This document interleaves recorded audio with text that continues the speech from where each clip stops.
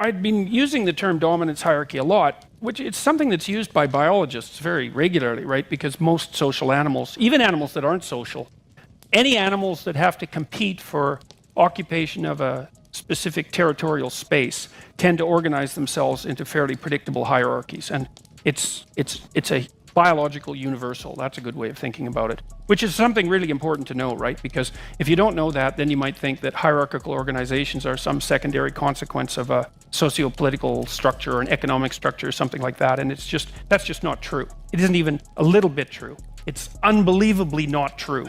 And well, this is partly why in 12 Rules for Life, I wrote about the nervous system of crustaceans in rule number 1, because the neurobiological systems that we have evolved, or that have evolved, to deal with dominance hierarchy placement, I'll get to the competence issue in a minute, are at least 1/3 of a billion years old. And that's far longer than there weren't trees 1/3 of a billion years ago. So dominance hierarchies, hierarchical organizations among animals are older than trees.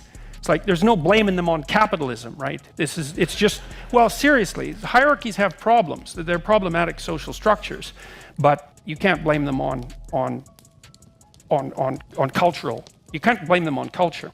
Anyways, we were talking about dominance hierarchies, and Dr. Higgins said, you can't call them dominance hierarchies. I said, why not? He said, well, unless you're in an organization where you can put a dog leash around someone's neck and lead them around, it's not a dominance hierarchy. And I thought, he's kind of blunt, as you might have noticed by that comment. Kind of shocked me, because it was so blunt. There's lots of that happens in San Francisco.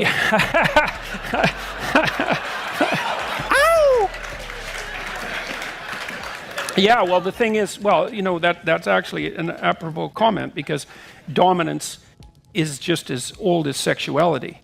Perhaps not quite as old. It's not quite as old as sexuality, but it's old enough so that the two things get tangled together very, very inevitably. So he said two things that I thought were really interesting, and the first was that human organizations are sufficiently complex so that dominance is an insufficient means of establishing hierarchical priority. I thought, that's good, and I thought, that's right, I knew that. As soon as he said that, I thought, yeah, I shouldn't be using the term dominance hierarchy, because Frans de Waal, who's a Dutch primatologist, wrote a series of excellent books on the emergence of morality in chimpanzees. I would highly recommend them. They're very interesting books.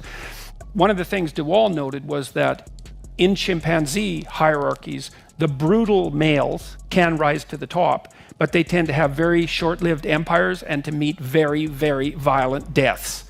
And so his conclusion was that in order even for a chimpanzee hierarchy to be stable across time, then the top chimp had to be quite pro-social.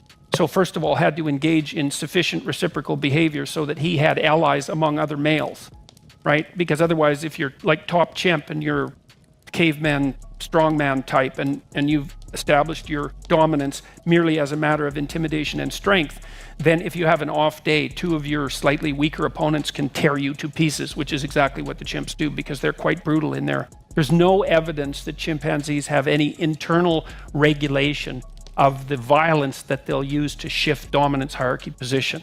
And so you end up castrated, for example, by your opponents, which is something that de Waal noted in the Arnhem Zoo. So he found that the stable chimp troops had males at the helm who had friendships, because chimps actually have social friendships, really, that can stretch across many years, decades even, and that they track them very well, very reciprocal in their behavior, tended to treat the females relatively well by chimp standards, and also tended to pay a fair amount of attention to the infants, which is an unbelievably important finding, right? Because it indicates at a level that's below the human, let's say, that there's an ethic associated with leadership that isn't a mere consequence of raw power.